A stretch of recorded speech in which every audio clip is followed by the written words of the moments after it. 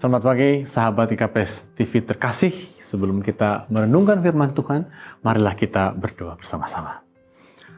Ya Tuhan, kiranya dalam hidup kami, Engkau memberi kepada kami Roh Kudus, agar langkah dan pikiran kami seturut dengan kehendak-Mu. Inilah doa kami demi Putra-Mu, Kristus kami berdoa. Amin. Saudara-saudara, firman Tuhan untuk kita pagi ini diambil dari Kisah Rasul 1 ayat 8. Saya akan membacakannya untuk kita semua. Tetapi kamu akan menerima kuasa kalau Roh Kudus turun atas kamu, dan kamu akan menjadi saksiku di Yerusalem dan di seluruh Yudea dan Samaria dan sampai ke ujung bumi. Saudara-saudara, perkataan ini dikatakan Yesus ketika murid-muridnya bertanya, "Ya Tuhan, Kau akan pergi? Dan bagaimana dengan kami? Apakah Engkau akan memulihkan kerajaan? Apakah Engkau akan memulihkan kuasa dari kerajaan seperti kerajaan Israel dahulu?" Jawab Yesus, saudara-saudara, seperti tadi kita dengar, "Engkau akan menerima kuasa kalau Roh Kudus nanti turun atasmu." Saudara-saudara, memang murid-murid bertanya, apakah engkau akan memulihkan kerajaan? Apakah engkau akan memberi kuasa seperti kekuasaan kerajaan?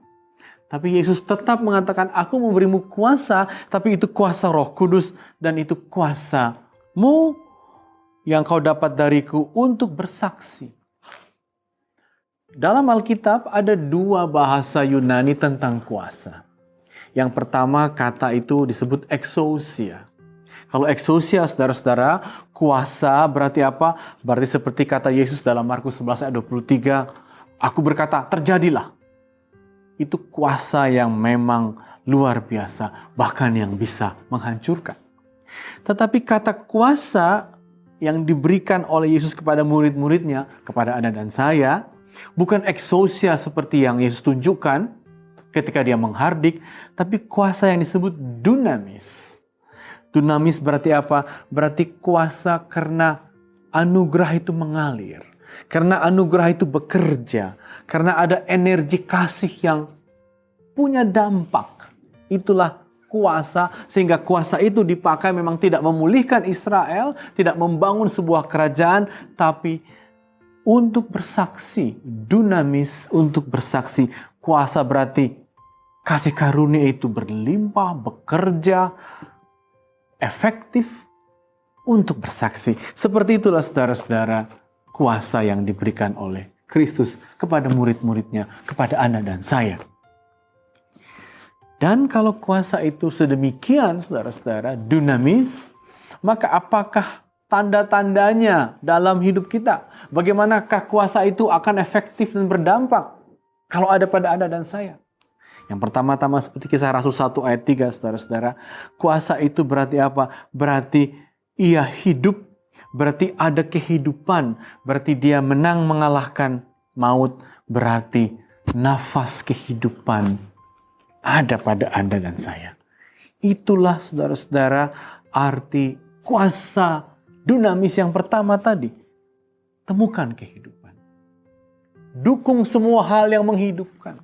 Lawan semua penyakit yang mematikan. Datangkan kehidupan yang baik agar kuasa dari Tuhan untuk kesaksian kita tampak dari kehidupan yang kita terus bangun, yang terus kita pelihara, bahkan yang terus kita tumbuhkan. Makanya saudara-saudara, dalam Kisah Para Rasul, tidak ada satu kuasa untuk revolusi yang menghancurkan, tapi kuasa itu malah datang melalui doa 33 kali saudara-saudara dalam Kisah Rasul, agar orang Kristen berdoa. Doa yang berkuasa berarti doa yang menjadikan kehidupan itu tumbuh, ada, jauh dari penyakit, jauh dari kuasa jahat. Itulah saudara-saudara makna yang pertama. Makna yang kedua tentu saja saudara-saudara, kuasa itu untuk kita bersaksi. Untuk kita menunjukkan kasih Tuhan bisa bekerja.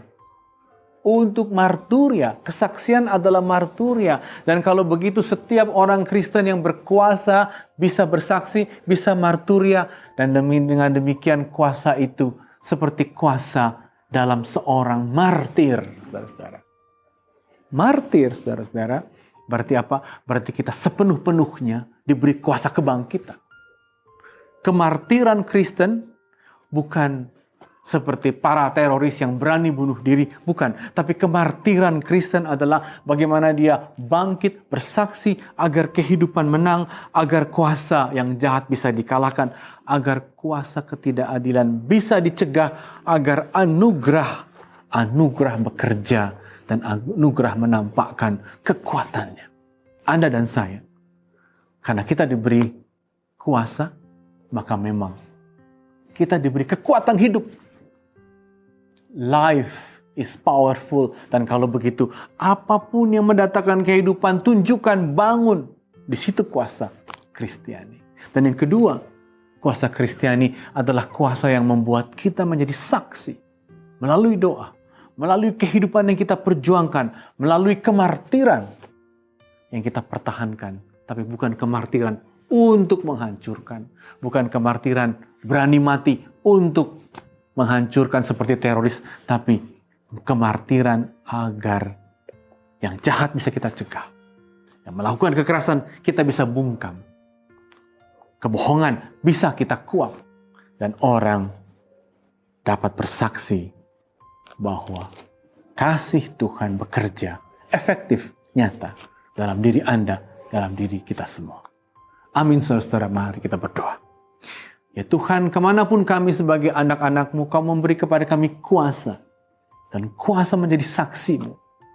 Kuasa menjadi orang-orang yang memenangkan kasih. Mengalahkan kejahatan. Mengalahkan kekerasan. Inilah doa kami.